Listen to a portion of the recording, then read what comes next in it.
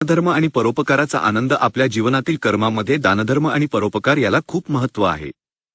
केवळ स्वतःसाठी जगणे हे मानवी जीवन नाही, तर इतरांच्या उपयोगी पडणे, गरजूंच्या चेहऱ्यावर हसू आणणे हेच खरे मानवी कर्तव्य आहे.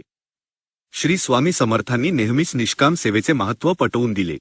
स्वामींच्या कृपेने जीवनात सुरू झालेले नवे पर्व हे तुमच्या दानाच्या आणि परोपकाराच्या भावनेला चालना देणारे पर्व आहे. स्वामी सांगतात, गरजूंची सेवा करा, त्यातच मला परम आनंद आहे.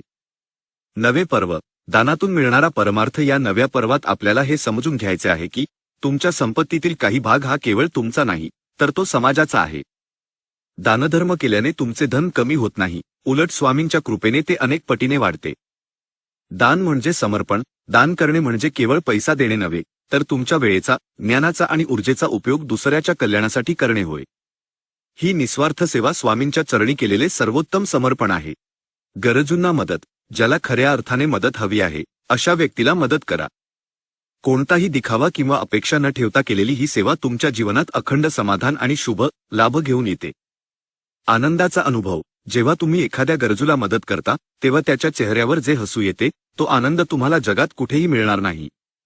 हाच परोपकाराचा आनंद, स्वामींच्या कृपेने मिळणारा खरा परमार्थ आहे. चला, आजपासून आपण आपल्या जीवनातील या नव्या